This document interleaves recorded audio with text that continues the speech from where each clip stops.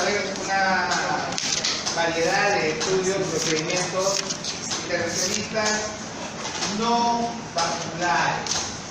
Son aquellos que sencillamente permiten solucionar, vamos a decir, cierto tipo de patologías o darle algún tipo de alternativa de tratamiento a ciertas patologías, pero no del sistema vascular. El sistema vascular lo vamos a tratar en la siguiente clase, aunque la verdad voy a tratar de, va a sonar feo, pero voy a ajustar lo más que pueda el contenido de lo que es las clases para poder hacer de que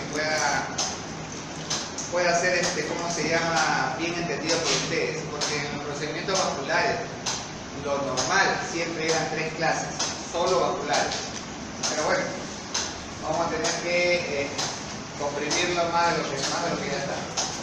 Esto también va a estar bastante comprimido, así que vamos a ver. A ver, ¿cómo le comprimiste?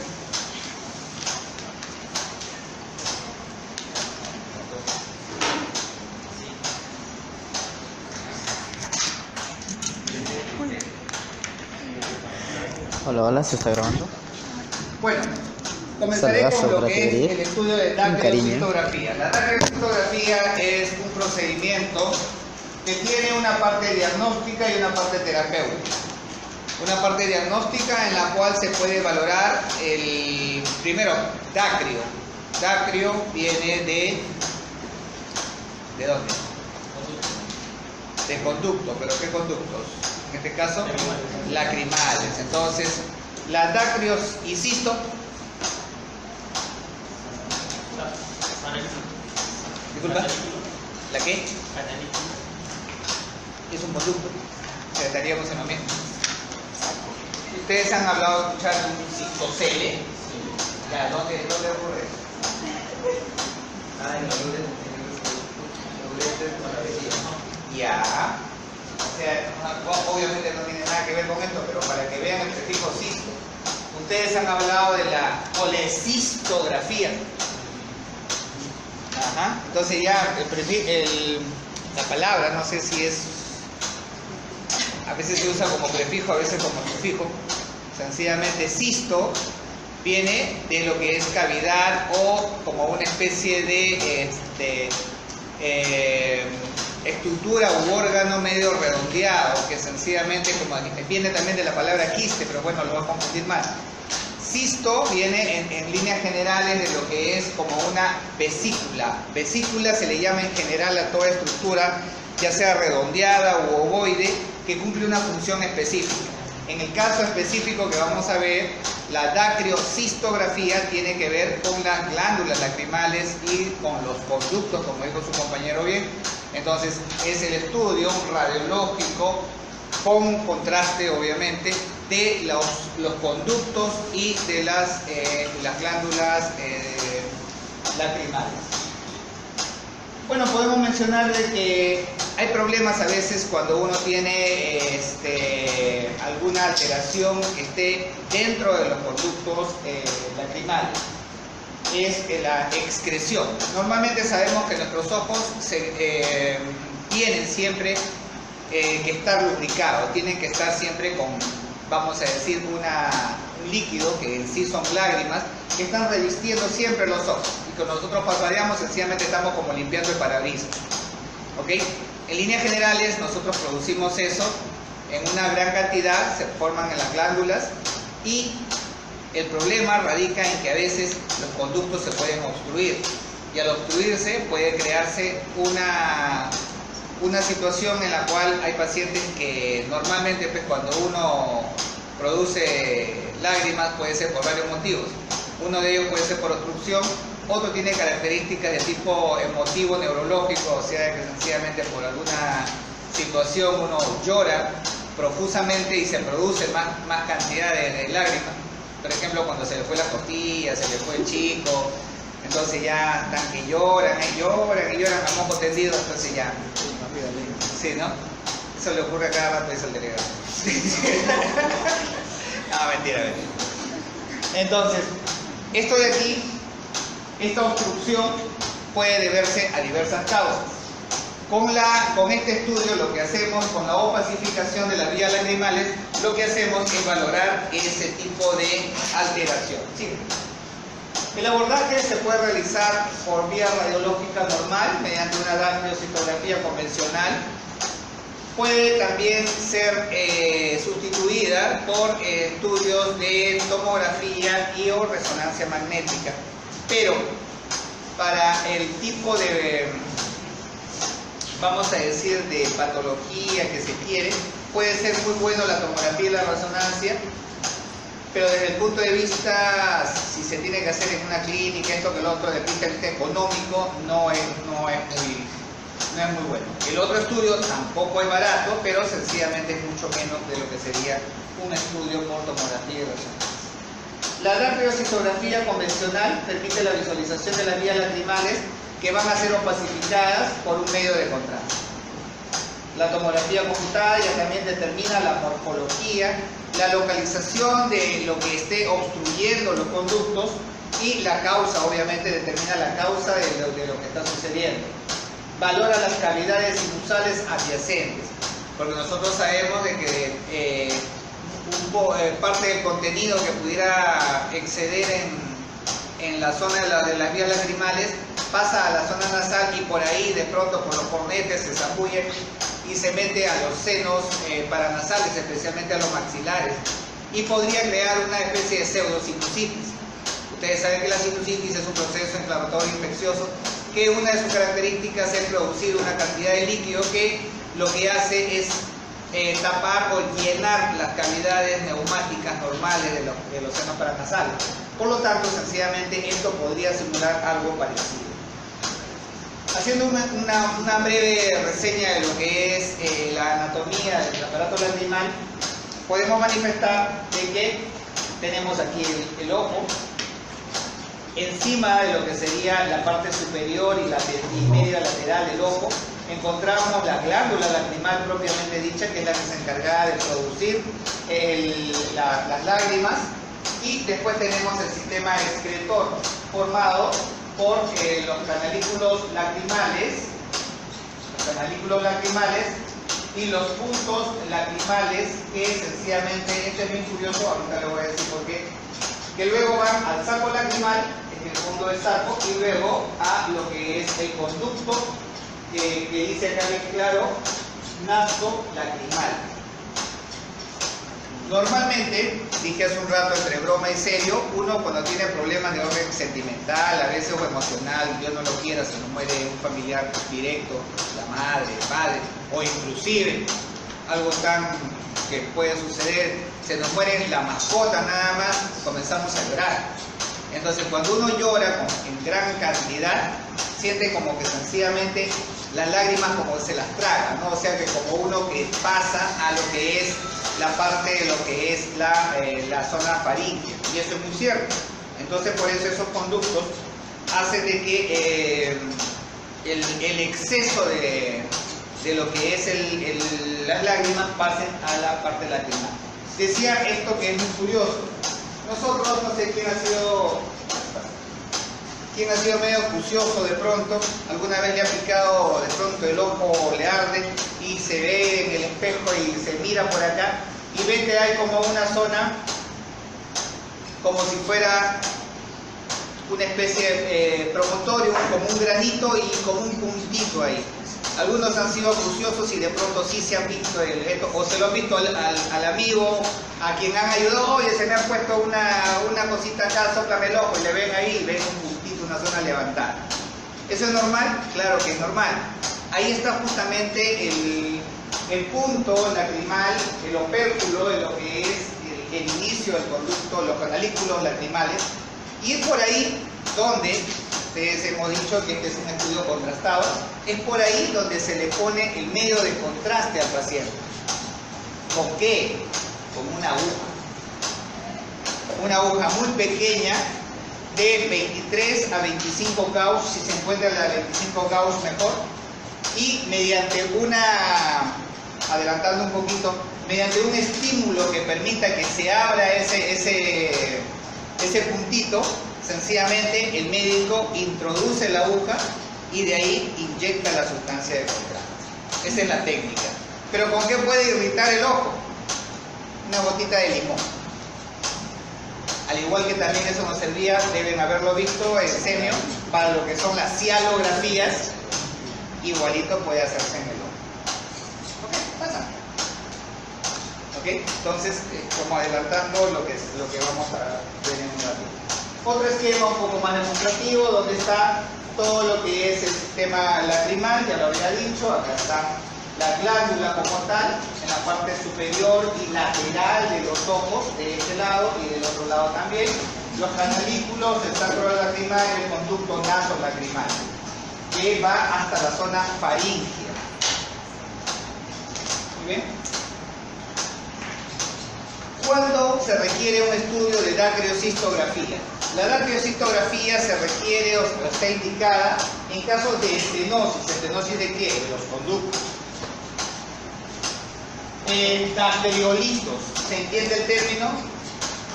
Dacreo ya dijimos que correspondiente a conductos lacrimales, y litos, piedras o cálculos. O sea, ¿pueden darse cálculos dentro de los conductos lacrimales? Sí. Al igual que hay los cialolitos, que ahorita hablamos de lo que es la parte de los conductos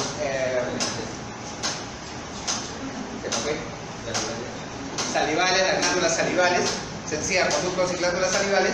Igual también se pueden dar dacreolitos, o sea, puede haber cálculos, y eso va a producir una función mecánica. Las patologías congénitas como la atresia o el dacreocistocele. Entendamos que lo que es atresia, ¿se acuerdan de cuál es la palabra que definía atresia? Ausencia o falta de. Entonces, la atresia de conductos lacrimales, la atresia de uno de los conductos, uno de los canalículos o de ambos canalículos puede hacer de que el paciente sencillamente tenga una situación. Bueno, antes de irme a eso, también hay un dacreocistocele. O sea que las lágrimas se van a ir a una zona que decía que era el saco lacrimal, pero es demasiado grande de pronto, o de repente demasiado pequeño también, y eso va a condicionar alteraciones en lo que es la cantidad de lágrimas que el paciente tenga en sus ojos. Entonces le decía de que va a haber y va a ocurrir a veces este tipo de situación, la llamada epífora. La epífora es un lagrimeo continuo. También la presencia de quistes es otra de las indicaciones. Pero quiero hablarles del lagrimeo continuo. Se puede dar un síndrome que se llama el síndrome del paciente llorón. El síndrome del paciente llorón es cuando sencillamente una persona, sin necesidad de ver la telenovela, de repente de ver su sueldo o de ver cualquier cosa que le pueda dar pena, sencillamente comienza a llorar y llorar, llorar y llorar, como dice la canción. Entonces, estos pacientes lloran en todo momento por cualquier cosa. ¿Por qué? Porque tienen obstrucción de los conductos lacrimales y por lo tanto están que el exceso, lo que no puede pasar normalmente hacia la zona de la nasofaringe, se queda en el ojo y está que llora y llora y llora. Y para piña de males, todavía para colmo de males todavía, tienen exceso de producción de lágrimas. O sea, no solamente las lágrimas normales que producen, sino exceso de cantidad de producción de lágrimas, tienen esto, con la obstrucción, hacen de que el paciente llore a mares, realmente a mares. Peor que casi nos iba a pasar cuando si no clasificábamos al mundial. Algo así. Imagínense, nos iba a pasar eso, pero bueno. Entonces, esto es lo que se da.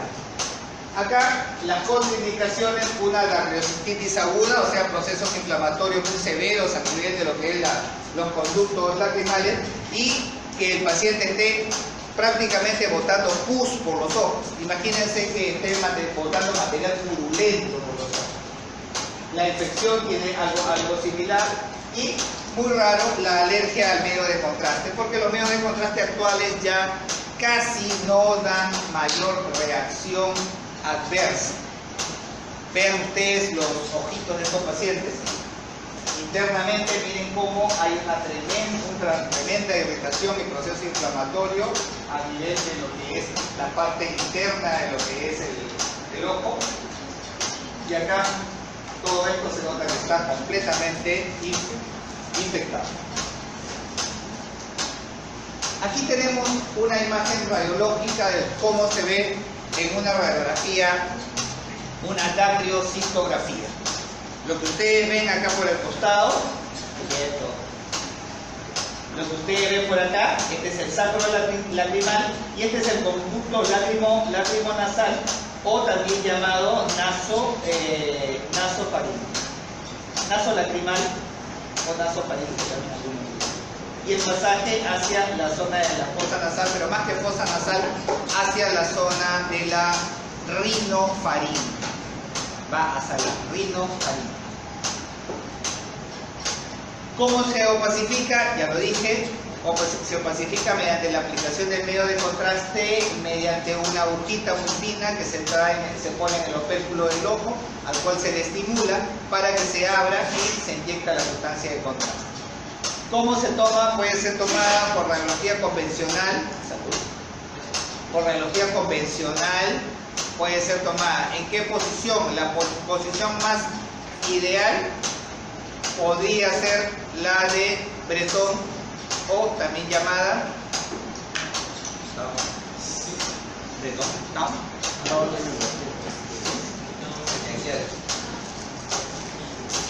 ¿O me estoy diciendo? A ver. ¿Han escuchado de la proyección de Caldwell? La Caldwell o cara baja, cara alta o cara baja.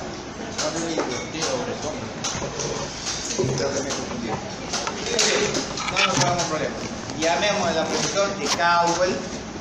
Se puede ver, aunque también la proyección de Waters permite también ver hacer una buena valoración de estos estudios.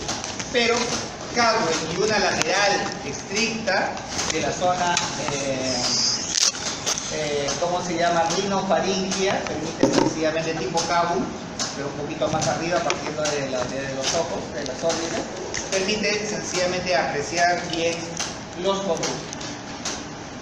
Acá puede utilizarse el sistema anterior convencional, como este, o sustracción digital en algunos casos.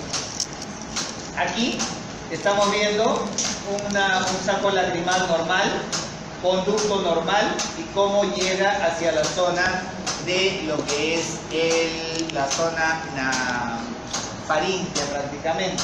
Y acá un saco dilatado y no hay pasaje. ¿Okay? Entonces tenemos de acá hay un proceso obstructivo a este nivel.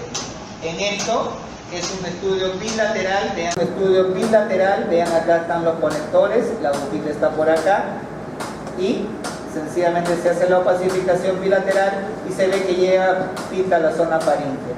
Esto es un estudio normal bilateral, este no.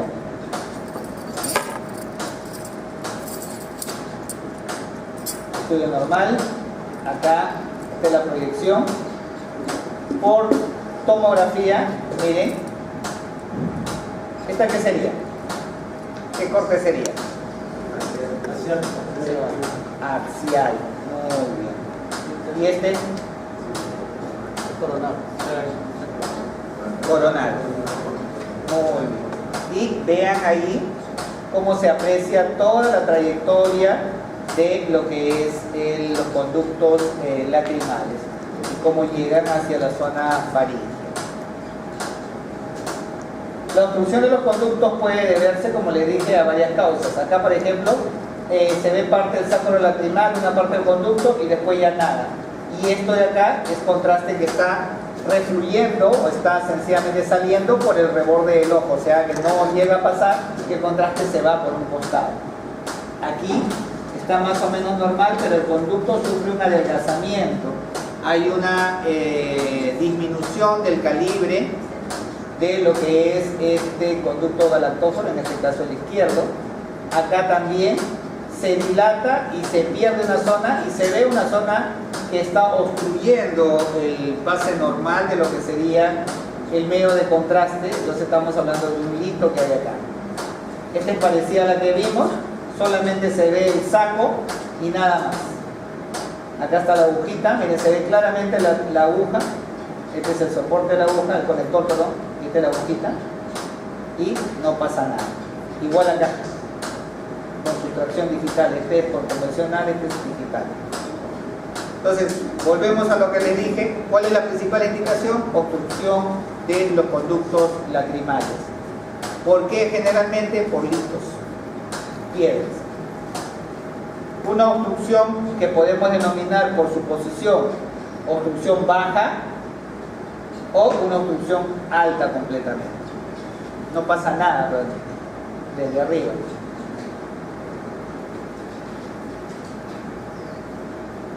¿Cómo está el intervencionismo ahí? ¿Qué hace el intervencionismo? Ahorita les voy a narrar una cuestión que les va a parecer curiosa, pero los oftalmólogos tenían una forma de solucionar esto, en la cual mezclaban parte de lo que era técnica intervencionista con lo que es la técnica, vamos a decir, propia de ellos. Era igualito entrar por el opérculo del ojo, pasar una guía, y como esa guía pasa por el conducto y va hasta la faringe, sencillamente después, ¿qué hacían? Hacían que el paciente abriera la boca con una pinza, como estaba pasando la guía por atrás, pasaba la guía por detrás, capturaban la guía. Miren, tenía guía por acá que entraba y guía por acá que salía. ¿Y saben cómo limpiaban? Exactamente, así como lo están pensando. Hacían este movimiento y sencillamente limpiaban los conductos lacrimales. Yo no lo creería hasta que no lo había visto. No lo creía hasta que no lo había visto, pero lo llegué a ver. Esa técnica, vuelvo a decir, lo podían hacer los propios médicos de oftalmólogos. Era una técnica intervencionista y a veces que no venían a rayos, venían solamente para ver dónde estaba su catéter. Tómale una plaquita, oye, ¿sabes que estoy haciendo un procedimiento? Tómale una lateral. Y se veía que estaba por acá y pasaba por acá. Y el paciente venía con una parte de acá salida de la guía y la otra guía por acá. Y hacían la limpieza. Igualito para limpieza de oído también se hacía. Ok, entonces la técnica actual, vamos a decir, pasa por el hecho de que podemos hacer esa limpieza, podemos hacerla, pero a veces no surte mucho efecto. Lo otro es, está disminuido el calibre, está estenosado el calibre de lo que es el conducto lacrimal. Entonces, ¿qué se hace en intervencionismo cuando hay algo que está disminuido el calibre? Se dilata. ¿Cómo se le llama eso? Una plastía. O sea, en este caso podríamos decir una lacrimoplastía, o pueden ponerle una, ¿cómo se llama? Plastía de conductos lacrimales o de vías lacrimales, pueden llamarle como crean conveniente, pero es una plastía. Y si ya no quieren utilizar el término plastía, también se utiliza el término dilatación. Dilatación de la vía lacrimal. ¿Por medio de qué? De un fino baloncito. Pero era realmente muy complicado, y esto generalmente sí se hacía de abajo hacia arriba. No les voy a decir que el catéter balón entraba por acá y pasaba para el otro lado, pero como ya tenían la conexión, pasaban de abajo hacia arriba hasta cierto punto, y ahí se hacía la dilatación del conducto lacrimal y permitía el pasaje nuevamente normal de lo que es las lágrimas. Tampoco surtía efecto, se necesita una solución más permanente. ¿Qué se hace? Se coloca un stent. Stent metálico para esto nunca ha habido.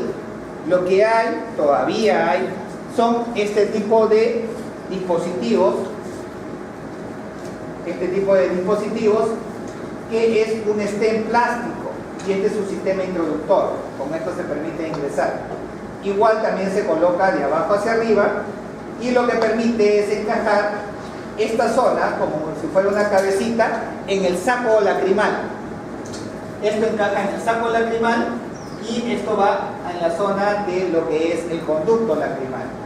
Y la colocación es relativamente sencilla, rápida y no muy cara, y la solución generalmente, el pronóstico generalmente es bastante bueno.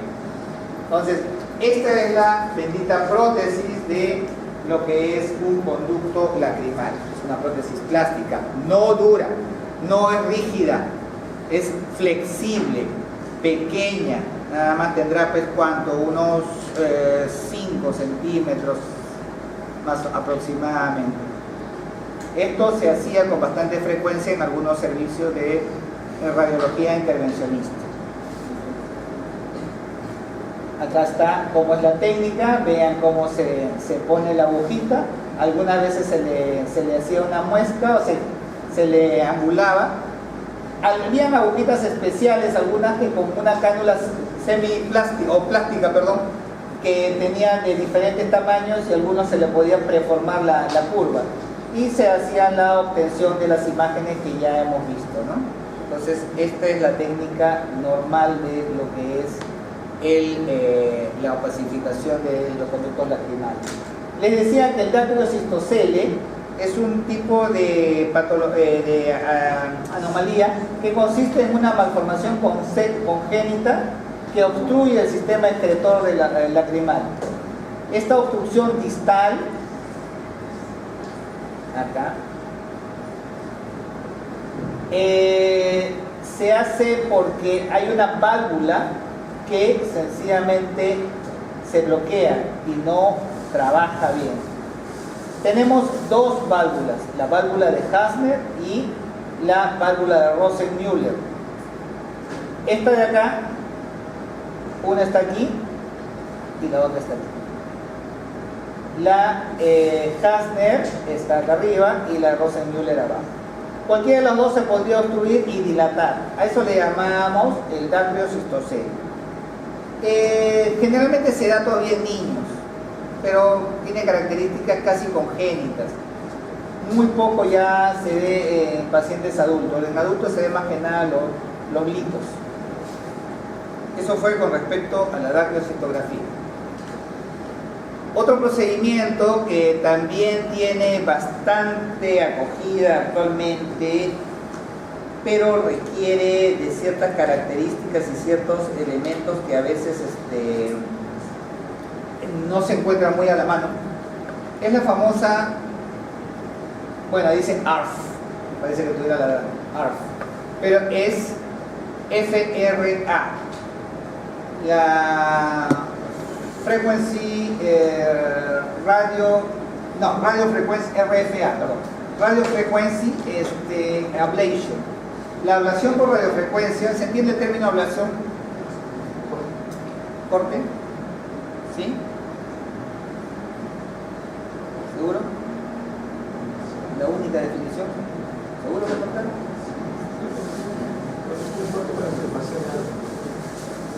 Ya le está mezclando con extirpación. Bueno, acá vas a ver que el concepto no es exactamente ese. La ablación tiene que ver con lo que es un ataque que se le lanza hacia un volumen tumoral con el fin de matar sus células o de pronto disminuir la afectación que pudiera tener y reducir el volumen tumoral. Por decir, les voy a hablar de la ablación de, bueno, todavía no llevan medicina nuclear, pero van a escuchar de la ablación de nódulos tiroideos o de tumores tiroideos por yodo radiactivo. O sea, se utiliza el yodo radiactivo que se fija a nivel de la tiroides y ataca los nódulos y los mata, la mayor cantidad de células mata, y las otras sencillamente las deja tan vamos a decir, porque esto produce una generación de calor muy grande, produce, ¿cómo se llama?, una disminución del tamaño del volumen tumoral. La ablación por radiofrecuencia se crea y se usa en radiología intervencionista para tumores principalmente de hígado, principalmente, no necesariamente, no solamente, sino principalmente para pacientes que tienen tumores inoperables de hígado, en los cuales a veces tienen dos alternativas, o la ablación por radiofrecuencia o tienen la quimioembolización o TASE. ¿Ya han hablado de la TASE? Yo hablé de la TASE. Sí, hablé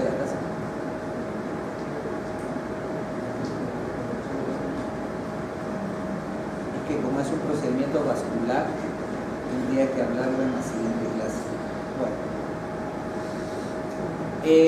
La TASE es un procedimiento en el cual, ante un tumor inoperable de hígado de aproximadamente, que pueda tener ciertas características, como que tiene 10 centímetros, y imagínense 10 centímetros de hígado que le puedas quitar, que esté al medio, no le vas a hacer un hueco al hígado, ¿no? Y por el costado tampoco, entonces no puedes quitar ese tumor. ¿Qué puedes hacer? Simple y llanamente atacarlo para que, uno, reduzca su producción de células malignas, o sea, atacarlo para que sencillamente las células malignas mueran. ¿Cómo se hace normalmente para atacar un cáncer? Para atacar un cáncer tiene tres alternativas. Lo puedes operar cuando está pequeño, localizado, no extendido. Lo puedes quemar con radioterapia, aplicándole sencillamente cobalto principalmente y haciendo que ese volumen tumoral se reduzca, y de pronto, después de atacarlo, reducirlo, secarlo, ¡buah!, le metes el corte y lo botas. O sea, entra la cirugía, atacando con dos técnicas. O puedes aplicar, caso un paso más extremo, puedes aplicar radioterapia, quimioterapia y cirugía, o alguna de ellas nada más de manera paliativa. La quimioterapia ya también, y a eso quería llegar, es el procedimiento mediante el cual por vía endovenosa, por vía sistémica, se administra una sustancia que es tóxica para las células cancerígenas. O sea, se le pasa veneno, vamos a decir, para que mate las células cancerígenas. Pero ¿cuál es el gran problema de la quimioterapia? De pronto han escuchado, saben, yo no lo quiera, que sencillamente tienen un familiar con cáncer, le me han hecho mi quimio, y están que después que se quieren morir, que se les cae el cabello, están que vomitan, no caminan, están prácticamente a veces peor que estando solamente con la enfermedad. Y las sesiones de quimio a veces son cada 3 semanas y siempre están mal estos pacientes. Entonces, la quimioterapia tiene ese problema, de que como se administra por vía endovenosa, pasa por todo el organismo con el veneno, trasladándolo por todos sitios, y después de un rato recién se fija en el volumen tumoral y mata las células que son las malignas. La técnica de TASE o quimioembolización hepática, que ya les voy a referir en la siguiente clase, es una técnica en la cual haces lo siguiente: mezclas dos técnicas para tratar el cáncer o tratar un volumen tumoral. La técnica intervencionista del bloqueo arterial, o sea, quitarle la alimentación a un tumor mediante el bloqueo de su arteria principal o todas las arterias que son aferentes a un tumor, para hacer de que este tumor muera o reduzca en gran parte su tamaño. A eso, ¿cómo le llamamos? A bloquear una arteria le llamamos embolización, y eso es lo que vamos a ver en las siguientes clases. Por eso que ahorita me está conviniendo adelantar un poco. La embolización entonces es bloquear una arteria para después sencillamente conseguir de quitarle la irrigación a una zona, generalmente que es una zona de volumen tumoral maligno. Y se mezcla con la quimioterapia. ¿Por qué? La quimioterapia utiliza cierto tipo de venenos, en verdad son elementos citotóxicos, cito de célula, tóxico para ciertas células, en este caso citotóxico para las células malignas, y se las pasa directo al tumor. ¿Cómo? Por cateterismo se llega a la arteria aorta, la aorta al tronco celíaco, el tronco celíaco, arteria hepática, y selectivamente, como de una de las ramas de la arteria hepática tiene que salir para alimentar ese tumor, se llega selectivamente a esta arteria y desde ahí se le lanza primero el citotóxico, se le lanza directamente al tumor su veneno, el veneno necesario para que sencillamente se neutralice, y después se sella la entrada, se le quita la alimentación sanguínea, y con eso se consigue un efecto de reducción del volumen tumoral y muerte de células malignas, que permite a ese paciente desahuciado, porque no puede ser operado porque tiene un tumor muy grande, le permite, no digo curarlo, pero sencillamente sí darle un tiempo de sobrevida para sencillamente darle calidad de vida. No es curativo, es una técnica paliativa nada más, pero te da 6 meses, 1 año en el mejor de los tiempos y con la tranquilidad de que el paciente no sufre tanto con lo que tenía antes. Entonces, la alternativa de la quimio, de los tumores grandes de hígado, ¿cuál era? La quimioembolización, o la TACE llamada, o la ablación por radiofrecuencia. Este otro procedimiento ya también, muy largo, pero es un tratamiento mínimamente invasivo que trata de curar el cáncer. Es guiada por imágenes, o sea, necesita de las imágenes para destruir células cancerígenas por emisión de calor. En la ablación por radiofrecuencia, tanto el ultrasonido, la tomografía computada o la resonancia magnética se ayudan para poder guiar la colocación de un electrodo guía dentro del tumor cancerígeno. O sea, lo que se busca es llegar al volumen tumoral y meterle un electrodo guía, o sea, como una aguja en la que después, ¿qué se le va a pasar? Corriente eléctrica de alta frecuencia para generar un calor muy intenso que va a destruir las células anormales. O sea, en sí, achicharrar las células malignas. En esencia, esa es la figura de la ablación por radiofrecuencia. Entonces, esto de aquí se hace con guía tomográfica, de resonancia, ultrasonido, o también puede ser con guía fluoroscópica para poder localizar y delimitar el volumen tumoral. La AFR tiene un nivel de eficacia en el tratamiento de tumores que tienen un diámetro menor de 38 milímetros, o sea, en tumores que todavía tienen hasta 4 centímetros, vamos a decir, 38 milímetros. Y se puede practicar con quimioterapia, radioterapia o alternativa al tratamiento quirúrgico. Volvemos a lo mismo. ¿Para qué se trata de destruir las células o su crecimiento? Para circunscribirlas. Toda esa zona quemada, después el médico encuentra que cuando algo se quema, medio que se contrae. Es lo que yo siempre digo. Por ejemplo, ustedes conocen, digamos, una aceituna, pero imagínense la aceituna sin pepa, toda jugosa, rica, la aceituna. Y después del tratamiento se queda como una pasa seca, más de menor tamaño, seca y que no va a sangrar. Entonces el cirujano entra con mayor seguridad, porque si entra cuando el tumor es ricamente vascularizado, como si fuera esa aceituna sin pepa que le dio toda jugosa, entra, corta y el paciente se muere por una hemorragia en sala de operaciones.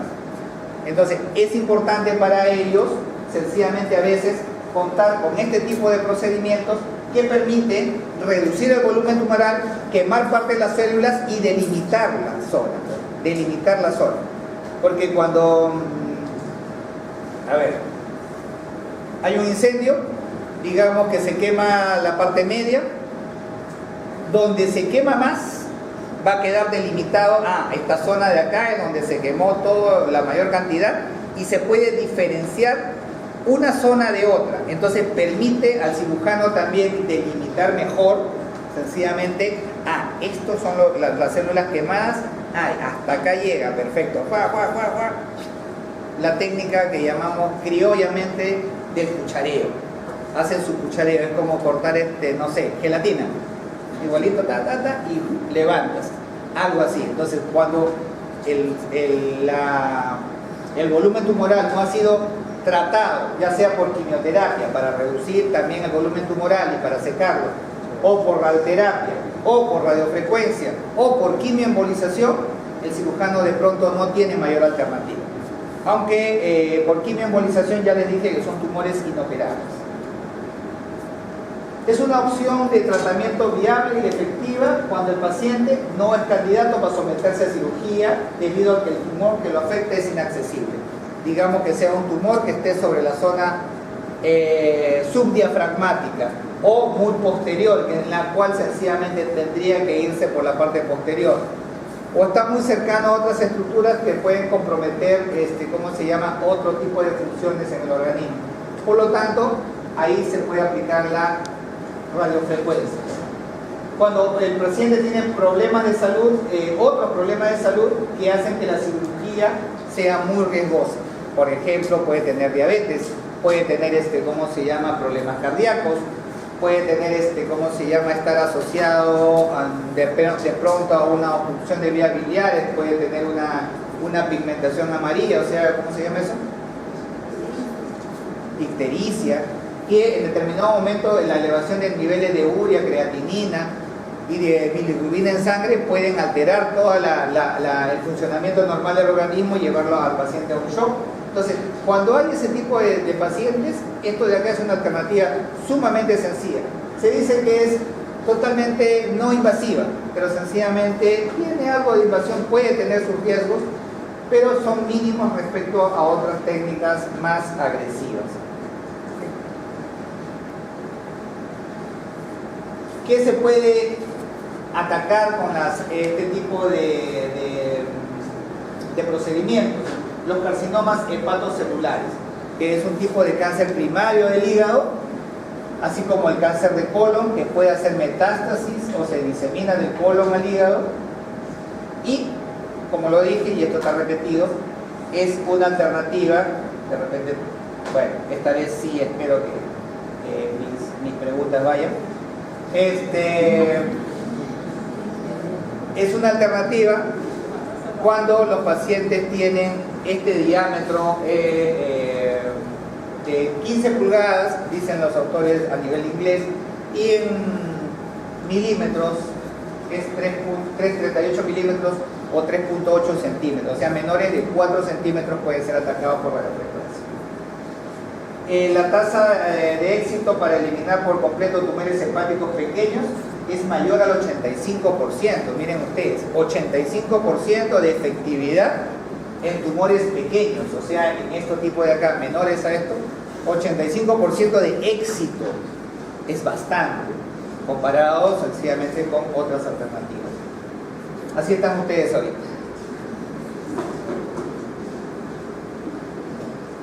Otro de los procedimientos que vamos a revisar muy rapidito es la colocación del catéter venoso central. En la mayoría de centros ya deben haber visto seguramente eso. ¿En qué centros están ahorita? Aparte de los de la Menara no me digan ya, pero están en el Revalete también, ¿no? En el Revalete deben haber visto, ¿no? ¿CBCs? ¿Sí? ¿Cuál? ¿CP o LP? Ni uno ni otro, ¿no? No sé ni de lo que estoy hablando. ¿Qué es CP y qué es LP? A ver, ¿qué otro centro hay por acá? Creo que van a Brasil y también, ¿no? ¿Alguien se ha ido a Brasil? ¿Has visto colocación de catéter venoso? Ah, qué interesante. Y dime, ¿los catéteres que estás poniendo son CP o LP? Ya, ok. Es terminología que a veces nosotros le llamamos jerga médica, jerga radiológica. Jerga en el buen sentido de la palabra, porque simplemente son abreviaturas. CP va a indicar corta permanencia y LP larga permanencia. La diferencia va a ser que uno puede ser usado por 1, 2 meses, digamos, los CP, y de pronto los LPs pueden ser usados hasta por 6 meses, muchos serían tal vez 8 meses o un año. Raro, muy raro. Pero generalmente de 6 meses a 8 meses puede ser usado un CBC LP, larga permanencia. ¿Y en sí qué son los catéteres? ¿Qué me podrías decir? ¿Para qué has visto que sirven?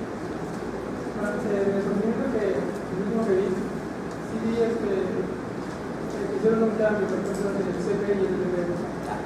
Fue, por ejemplo, si no me recuerdo, le hicieron una clínica, le pusieron un carrete para terminar el hecho porque esa paciente tenía, creo que tenía una insuficiencia. Entonces le hicieron el examen y le cambiaron un CP con el LP. Ok. A ver, en Almenara, lo que has visto, aquí quiere hablar. No se mate por hablar, por las actividades.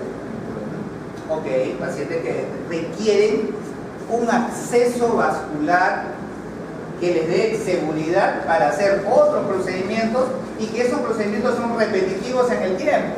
Los pacientes de diálisis están conectados a máquinas que le limpian su sangre 3 veces por semana, a veces 3 a 5 horas o 6 horas en una máquina. Entonces, no le puedes estar colocando la alita, el agua a cada rato, porque de tanto irritar las venas también, como le pasan cierto tipo de elementos que pueden ser los de cáncer también, los que tienen tratamientos quimioterápicos por asociaciones,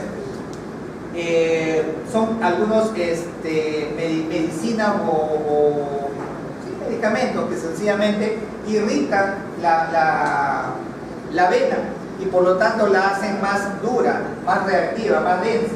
No sé si han escuchado al ver, este paciente tiene venas corredizas que se escabullen por ahí, o sea, porque estás entrando, algunos tenemos buena vena, pero imagínate que estás entrando y te vas para un lado, te vas para el otro, no llegas a pulsar la vena. ¿Por qué? Porque está muy resbalosa o está, es como agarrar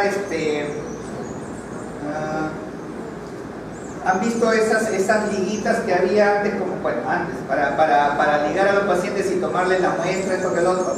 Imagínense eso y que traten de canalizarlo. Tienen que agarrar bien la vena para sencillamente entrar así y luego recién entrar a la catulita, porque sencillamente se resbala. Entonces, en este tipo de pacientes que tienen cáncer, que tienen, ¿cómo se llama?, que se van a hacer su diálisis, o también, hablando en general, de pacientes que van a estar hospitalizados por mucho tiempo y requieren sencillamente el acceso vascular directo al sistema circulatorio venoso, o sea, esto es directo al corazón, sencillamente medicamentos que necesitan que actúen inmediatamente, se colocan los famosos catéteres, los famosos CVC o catéter venoso central.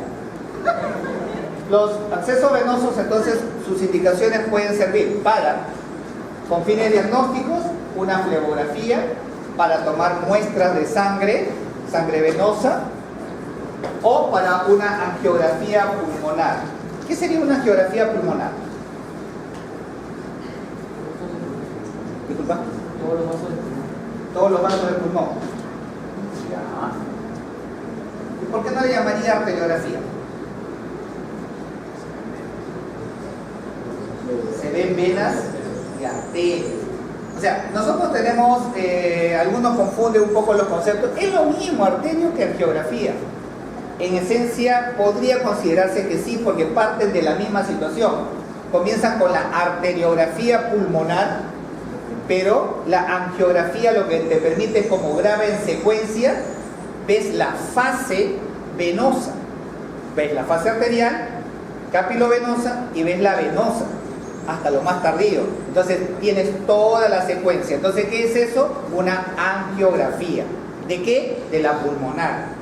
Pero otro dice, no, como es la arteria pulmonar, su estudio es la arteriografía pulmonar. Es cierto también, pero si solamente ves la fase arteriográfica, o sea, los primeros 3 segundos, máximo 4, sencillamente estás haciendo solamente la arteriografía pulmonar. Entonces, esto permite también hacer la angiografía pulmonar. ¿En qué tipo de pacientes? No lo pongo acá. Muy bien. ¿Qué problemas podría tener la pulmonar? Hay uno bien característico que tiene 3 letras, 3 siglas. No.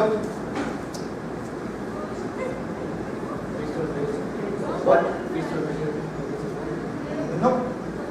Una patología de la pulmonar que es muy peligrosa, muy riesgosa para el paciente. ¿TBC? Tromboembolismo pulmonar. Entonces, en los estudios angiográficos pulmonares permiten ver la trombosis pulmonar en pacientes que sufren de TEP, tromboembolismo pulmonar. ¿Para qué más nos sirve? Para intervenciones venosas sistémicas, para hacer angioplastías. Profesor, se está equivocando, la angioplastía es de las arterias nada más. Volvemos al mismo concepto. Todo lo que es angiográfico es de vasos sanguíneos. ¿Qué vasos sanguíneos conocen? ¿What? No te escuché. No, en general. Arteria, vena y capilares. Los capilares son parte de las arterias a la vez. Todo eso son parte de, son arteriolas o son vénulas, o sea, arterias y venas, ya. Nada más. Linfáticos. O sea, miren, el término angiografía Dice para todos los vasos sanguíneos. Debería incluir los vasos linfáticos. Pero como tiene su propio estudio, que es la famosa linfografía, sencillamente se le saca de este contexto. Solamente se trabaja con lo que es arterias y venas. Muy bien. Entonces la angioplastía, que significaría que plastía, remodelación. ¿De qué? De vasos sanguíneos. ¿Qué vasos? Arteriales o venosos. Cualquiera de los dos. Endoprótesis, o también llamados stents. Muy bien, colocación de stents. Obviamente lo que estamos viendo. CVCs. Generalmente lo que más pides es colocar los LP porque son justamente cierto tipo de pacientes especiales. Los filtros de PCI, no es un banco.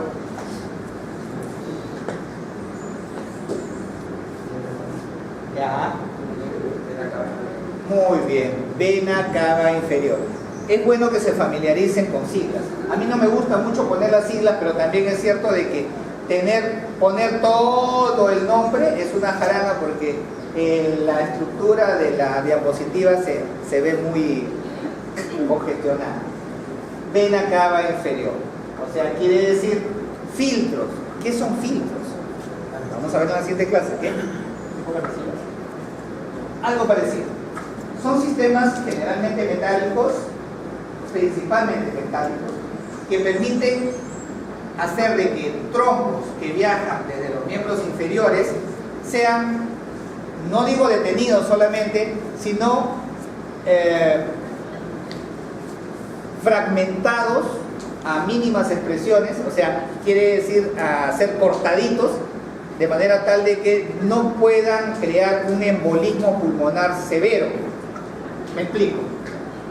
Siempre he dicho, no sé, de repente mis alumnas de la clase de semio, cuando hablamos de fracturas dijimos de que había una complicación bien severa cuando un paciente como yo, porque yo siempre le digo que en fractura yo me caía, yo me estrellaba, me estrellé, me aprisioné las piernas y una de las principales complicaciones ¿cuál era?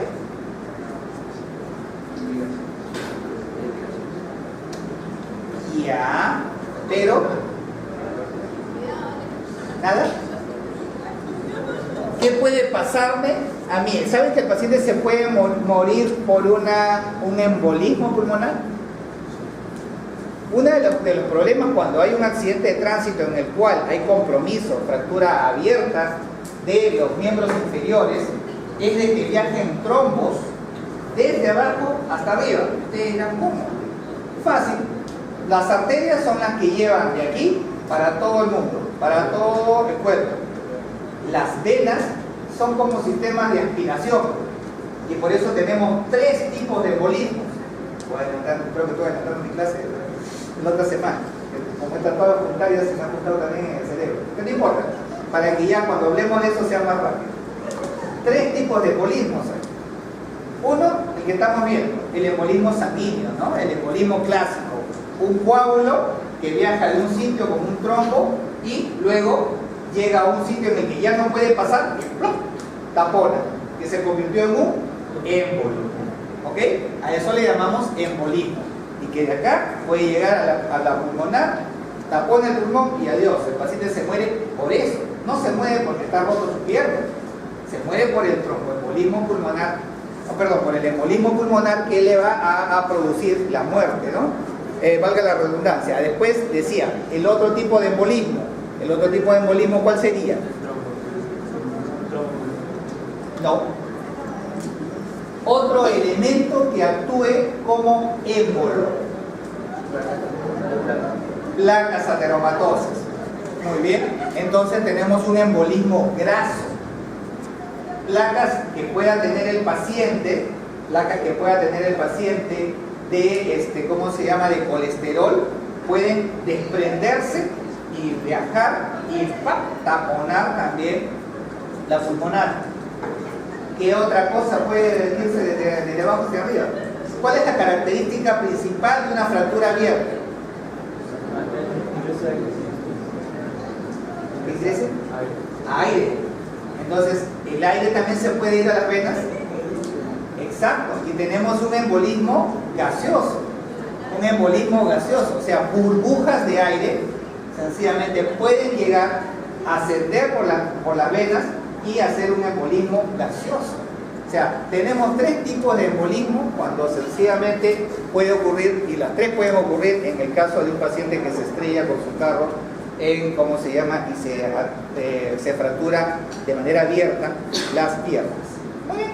Entonces, los filtros de vena cava, decía y terminaba con esto, lo que permiten es de que colocados anclados en la vena cava inferior, lo que hacen es que cuando sube un trombo, tiene un sistema, lo vamos a ver mejor con los esquemas y con los dibujos que tengo, pero tiene un sistema que tiene como, digamos, el más sencillo es como si fuera, ¿conocen ustedes o han visto de repente los famosos tipis, las casas de los indios sioux? Esto de acá son como unas estructuras triangulares cónicas, vamos a decir, grandotas, que tienen una punta y se van hacia abajo, ¿no? Es algo parecido, pero obviamente sin revestimiento, y que tiene la parte del soporte, son como pequeñas laminillas de metal que tienen pequeños dientes aserraditos. Entonces, cuando trata de ascender por la vena un coágulo grande, lo que hace es cortarlo en múltiples pedacitos. Entonces, cada uno de ellos, su efecto va a ser menor. Y como se sabe que estos pacientes son tromboembólicos, en el caso de enfermedad tromboembólica, se le da los trombolíticos. O sea, son elementos o medicinas que permiten ya también que la sangre no sea tan espesa, no se forme tanto el coágulo, o en todo caso, formado el coágulo, se disuelva de la manera más rápida. Entonces, asociado una cosa con la otra, los filtros en vena cava también es una indicación de la colocación de este tipo de dispositivos, o sea, los accesos venosos. O sea, acceder a una vena te permite todo esto. Biopsia hepática transyugular. Es posible que la hablemos también en la siguiente clase, así que mejor me voy más para adelante. Intervenciones en vena corta, como la embolización portal o monitorización de la PVC, asume que es el plástico. ¿Se acuerdan? ¿O entienden qué es la PVC?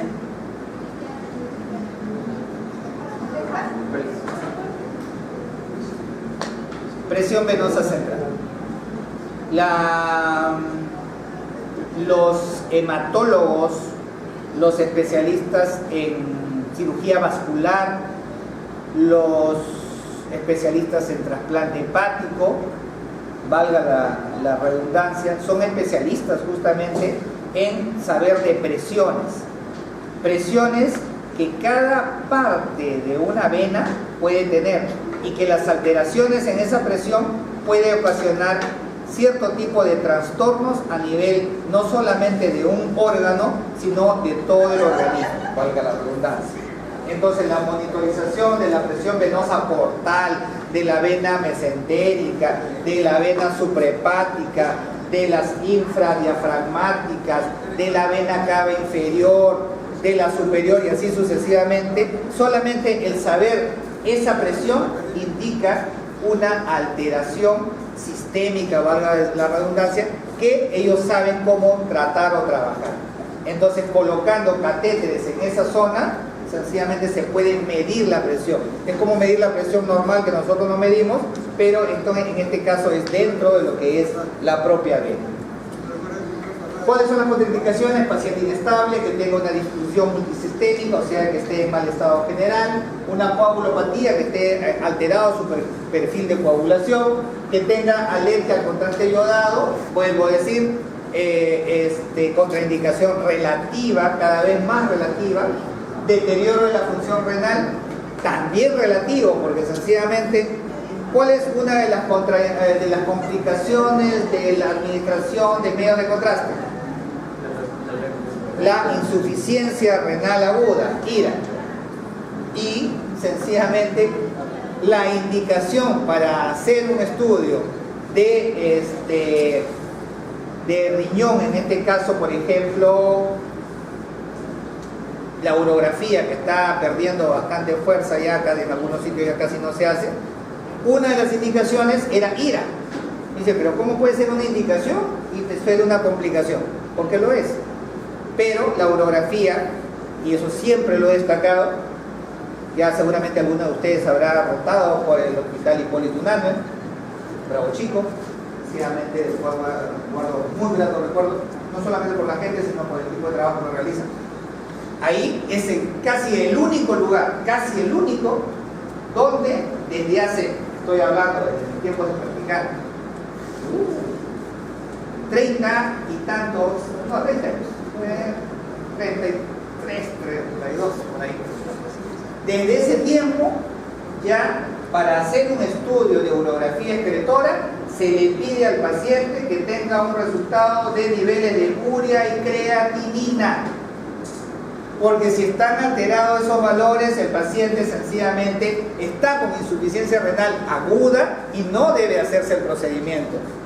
Miren ustedes, estoy hablando de más de 30 años. He escuchado hace poco que en algunos centros, por lo de tomografía, en tomografía están pidiendo esos resultados. Si no me equivoco, uno en la clínica Grau, el otro en la otra clínica, bueno, creo que también en Ravaliante, no estoy seguro, pero en todo caso también están pidiendo, o sea, siguiendo un poco esa escuela. Yo lo recalco bastante porque sencillamente muy pocos saben esto. ¿Ok?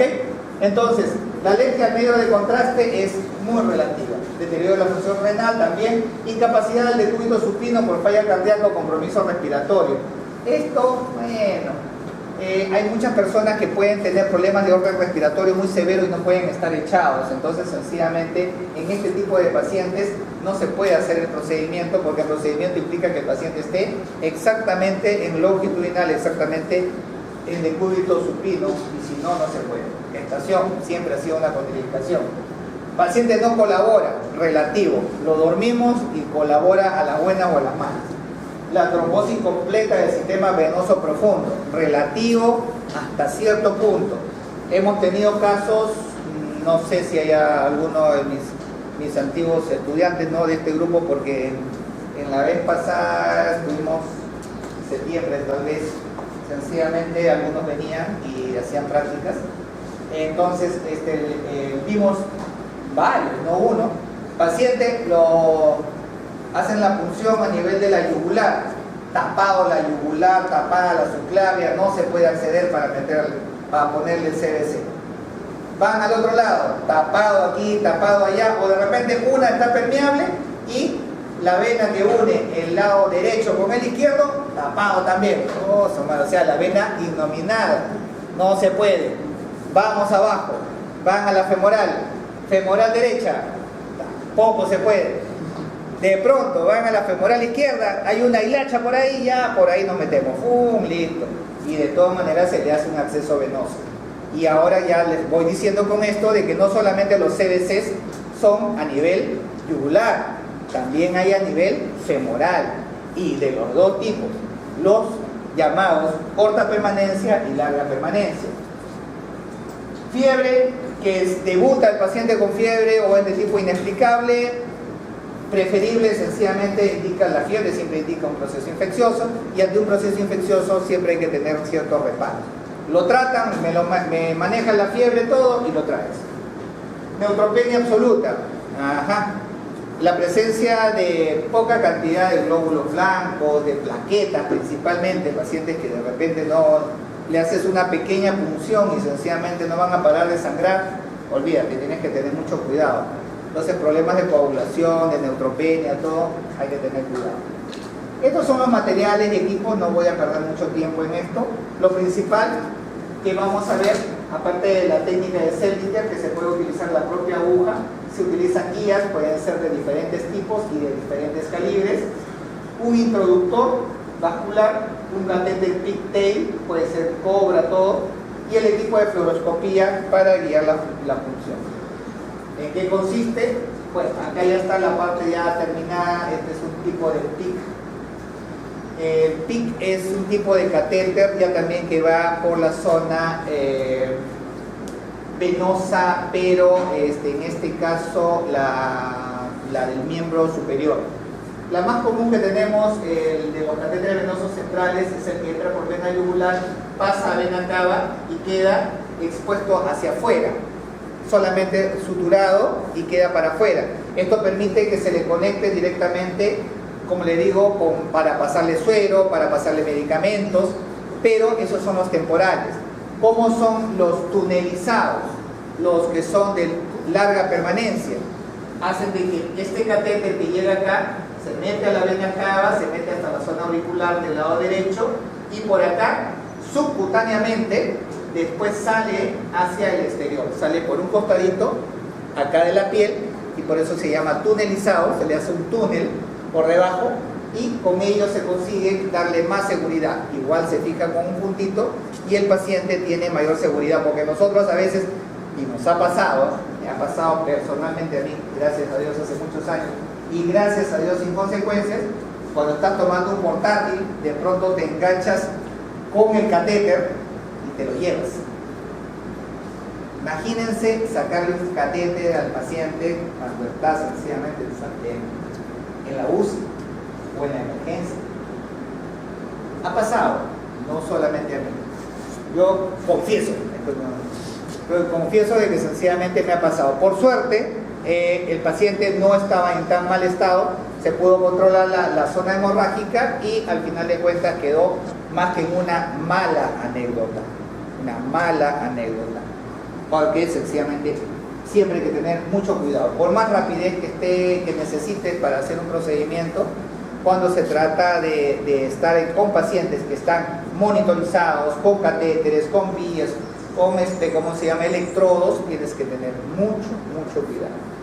Muy bien, entonces estas son algunas de las formas en las que se ve. Acá está el catéter tunelizado que le digo, que generalmente tiene se abre en dos vías, uno para la parte venosa y otra para la parte arterial, cuando el paciente sencillamente se hace diálisis.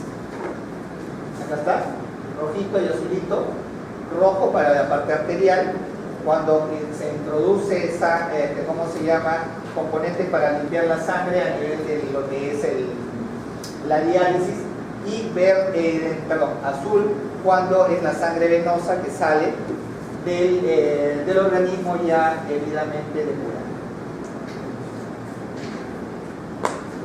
Los accesos venosos, repito, yugular interna, puede ser subclavia, femoral, raro, un absceso translumbar o transhepático. Estos son ya accesos desesperados al no encontrar una alternativa para ponerle un catéter a un paciente. Porque si no tienes ese catéter en un paciente, vuelvo a decir, que está hospitalizado, que requiere constantemente medicamentos o tratamientos muy seguidos, esto de acá sencillamente se convierte en la última alternativa. Son más difíciles de hacer, solamente yo he llegado a ver el transhepático de referencia, no se quiere. Ahí está la vía de abordaje a nivel subclavio, a nivel, este es el más común que le digo, a nivel yugular. Este es otro, ya también periférico, y el otro el famoso PIC también, que es a nivel cubital, ¿no? Entonces, meter el femoral. La forma y la técnica no lo voy a complicar con eso, solamente les traigo algunas imágenes de cómo se ve. Aquí es un acceso ya también femoral, en este caso derecho. Y más imágenes de ese acceso femoral hasta el izquierdo. Cómo se hace después la opacificación de, de la vena. ¿Cuáles son las complicaciones? Puede haber un hematoma en el sitio de punción, puede a su vez ocasionar una trombosis venosa o un tromboembolismo pulmonar. Entonces, de una cosa, entre comillas, sencilla que puede demorar, dependiendo del caso, tiempo promedio, 15, 20 minutos de procedimiento en manos expertas, hasta una hora, sencillamente puede complicarse el paciente y salir ya, frío. Una de las variantes de lo que es el catéter venoso central es el famoso por venoso. El por venoso, ¿hasta qué lo tengo? Hasta las 3. 4, ¿no, delegado? ¿Qué era eso?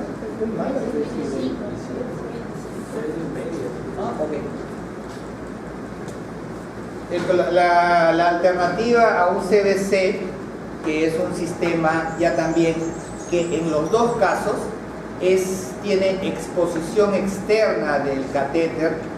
¿A qué me refiero?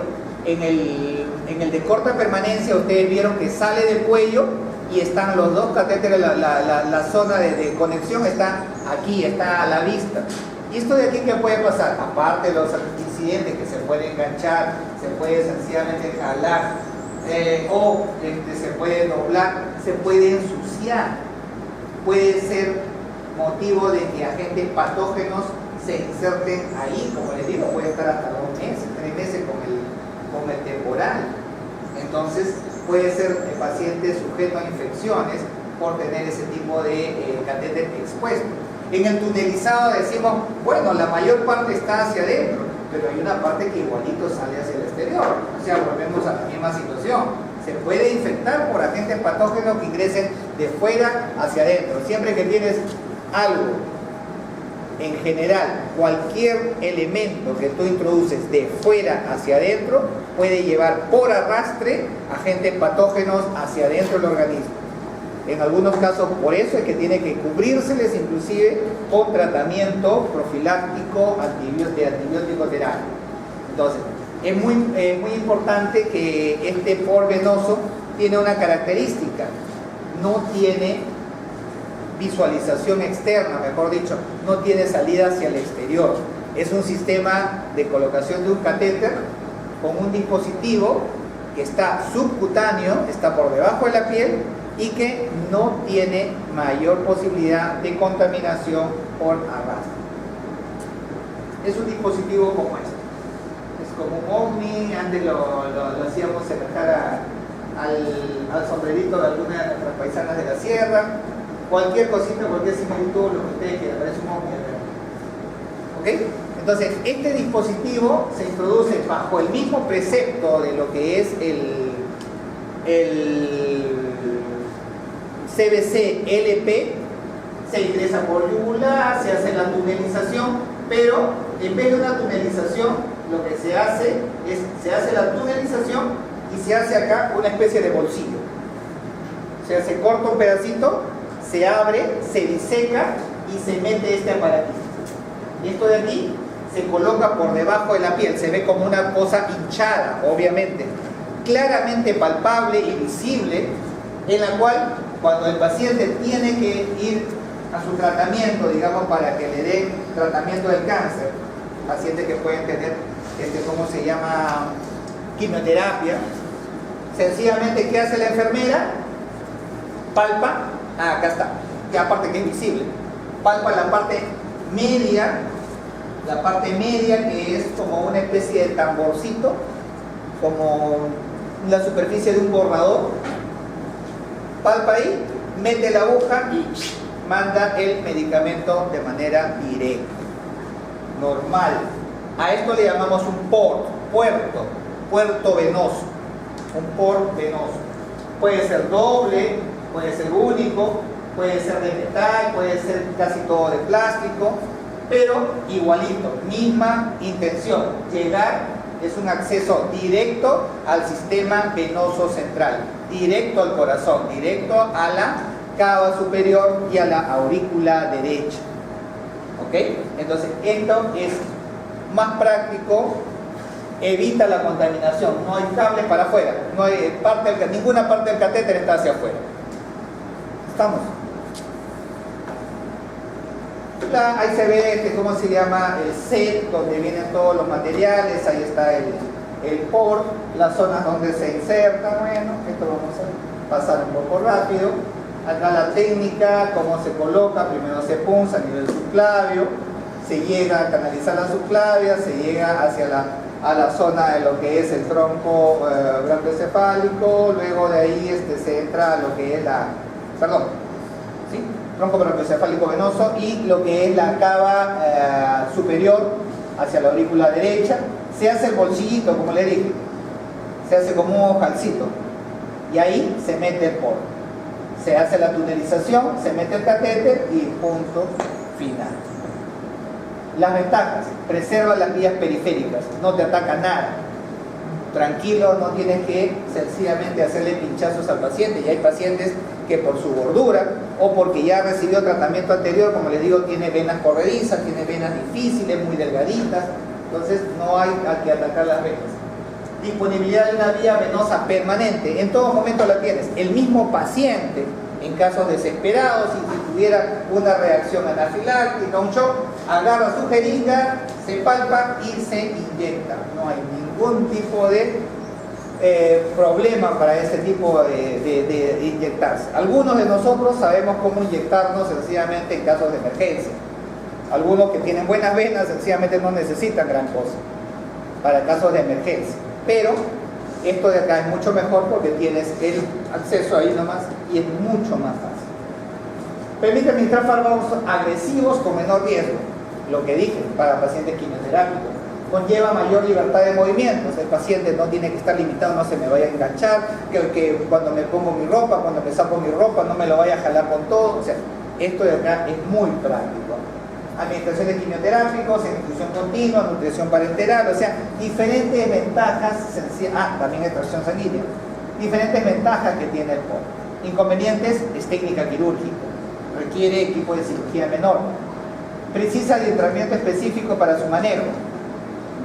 En pacientes que son de muy corta edad o de mucha edad, o personas que sencillamente son muy nerviosas o tienen una enfermedad de largo tiempo y por ello son muy aprensivos, son muy nerviosos, no le puedes decir que sencillamente que ellos de repente se apliquen alguna cosa, ¿no? Es imposible.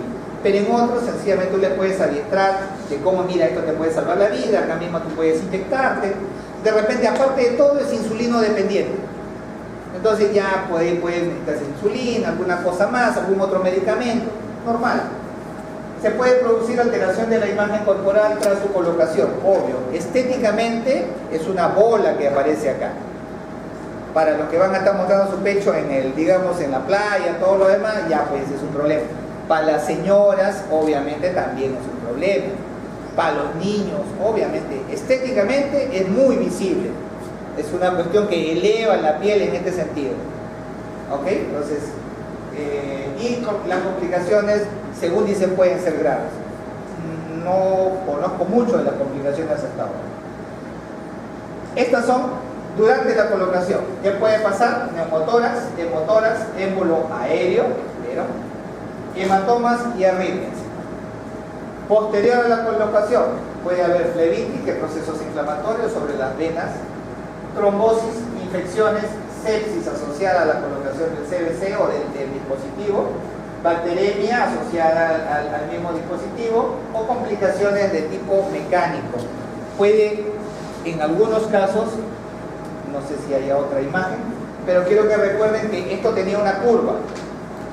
Hay una situación, y hoy día lo comentamos contigo sobre lo que es la angulación del catéter. Ayer fue, no, contigo. Sí, comentamos. Te dije que tenía un nombre curioso. Ya, lo dije contigo, con la interna o con la dos.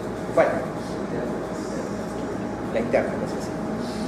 Ok, miren, cuando se coloca el catéter, ya sea el CBC, especialmente el de larga permanencia, no el otro que es directo, lo que puede pasar es de que se acode o esté mal posicionado o se pueda correr y lo que está normalmente como un arquito que va hacia abajo, que tiene esta forma, de pronto se hace un ángulo cerrado y no deja pasar bien lo que es el contenido que se le va a administrar a la sangre. Entonces eso puede complicar. A esa angulación o ese cierre de lo que es este arco normal se le denomina kinking. Búsquenlo en inglés, así es que kinking con K. No es king, no es king. G al final, una sola G. Kinking. ¿Ok? Entonces, este kinking es el acodamiento de lo que es el catéter y con ello el bloqueo mecánico del pasaje normal que podría darse por ese catéter. ¿Okay? La técnica, como se ve, acá parece que lo hubieran asesinado, que no le están limpiando. Puede utilizarse para acceder mejor y más rápido con guía ecográfica.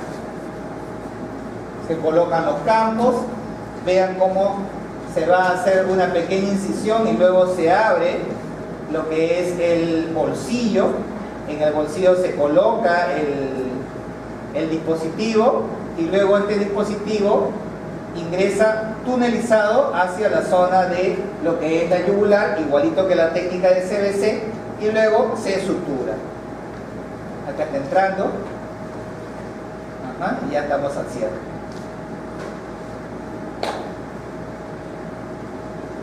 No sé si con esta termino, pero creo que sí. Vamos a ver. La biopsia percutánea. Sí, porque ya solamente 3 me están escuchando, pero los demás caminando. Más dormido. Que feo duermen, ¿no? Biopsia percutánea. La biopsia percutánea, en general, su propio nombre lo dice.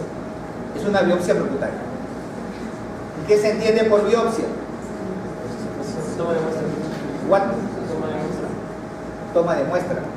¿Muestra qué? ¿Sanguínea? De tejido. ¿Qué tejido? ¿Sano? No. Ok.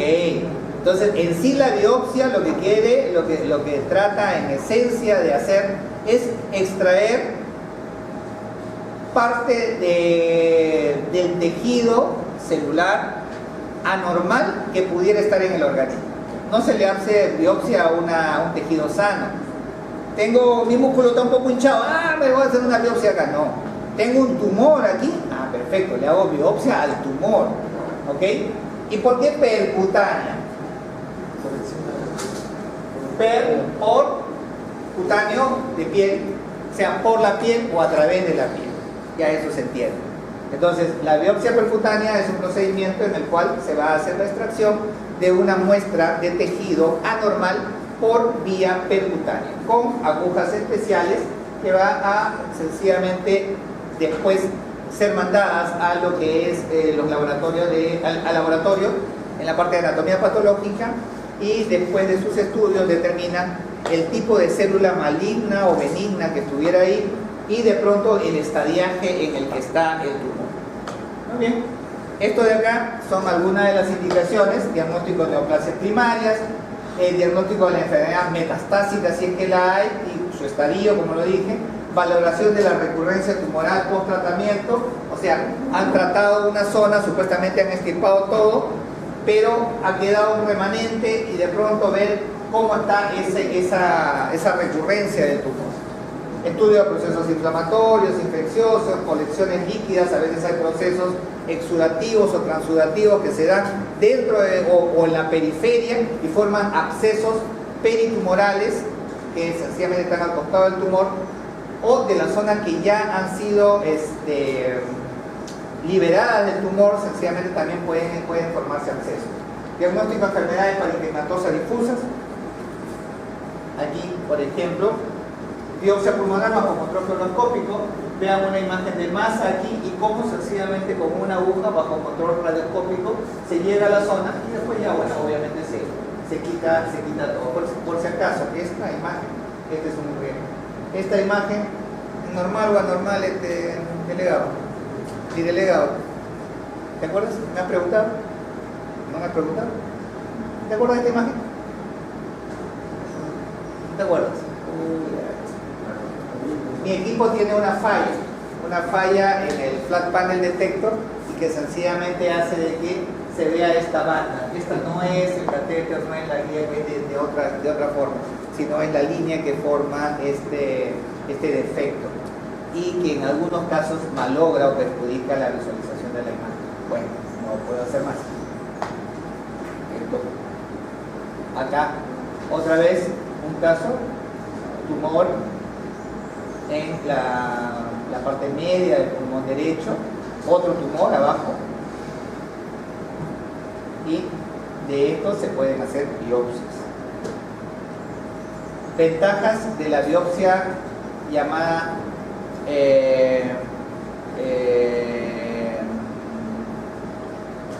las famosas BIPA-TC. ¿Han escuchado? BIPA-TC. TC se entiende, tomografía computada. BIPA, biopsia por aspiración. ¿Ok? Biopsia por aspiración por tomografía. Por control tomográfico, ya no como vieron hace un ratito, por control fluoroscópico nada más. Lo que se hace es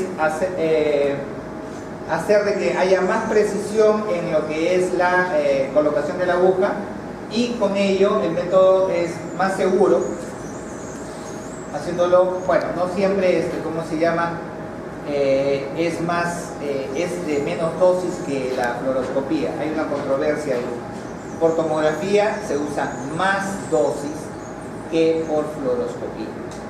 O sea que definitivamente hacer un solo barrido tomográfico equivale, por decir, a grosso modo, sencillamente a unos cuantos segundos de fluoroscopía. Entonces, el control fluoroscópico es ver, está la aguja ahí, ya perfecto, ya le ingreso todo, se extrajo la muestra, ya, se acabó, no necesito más. O sea, necesito una o dos escopías, dos imágenes de copia, la visualización, y se acabó. Por tomografía tiene que ser barrido, allá, no, todavía no llega, otro barrido, entonces ya son muchas más veces y se asume que la dosis es mayor. La desventaja, acá está, la ausencia de tiempo real, tienes que hacerlo por partes. Metiste la aguja hasta cierto punto, ya creo que ya estoy. Háganle una toma, una imagen, no, todavía falta.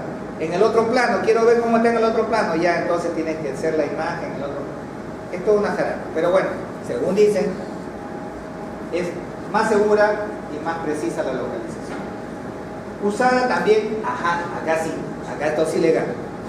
Usada para localización de pequeñas lesiones o lesiones que están escondidas a veces en la región abdominopélvica, que no se pueden punzar con ecografía. O sea, son de difícil acceso y en el cual la tomografía te da el posicionamiento correcto para entrar a esa zona y evitar lacerar o punzar otras estructuras, como podría ser útero, como podría ser vejiga o ¿cómo se llama? Intestinos. Entonces es muy importante para este tipo de pacientes que tienen tumores en zonas muy especiales. Y la radioscopía a veces no te da la posibilidad de ver tumores pequeños, ¿no? Acá se está viendo que esto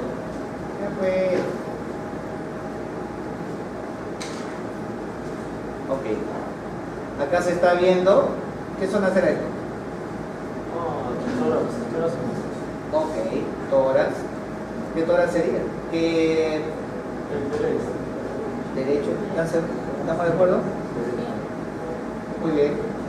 Y vean cómo se está entrando con la aguja, forma el famoso efecto de artefacto, pero bueno, acá se ve el tumorcito, en la segunda se ve cómo ya llegó a la zona y con eso se hace la función. Acá el médico, está sus manitos, qué bonitas, miren, se está quemando las manitos, y acá está la agujita que se está metiendo a un tumor que está pegado a la pared, a la parte posterior de la pared costal, de las costillas. Ya muy héroe el pata, muy héroe, estarse quemando con la tomografía. Se ve bien tontito. Procedimiento, vamos a, ¿cómo se llama? Obviarlo un poco.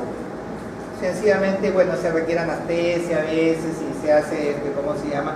Con agujas y todo lo demás, bueno, ya lo que ustedes imaginan. Ahí están las agujas finas, gruesas, de mayor calibre, los nombres se los he puesto también, así que para que lo vean nada más. Aquí está en imágenes, que es lo que más interesa.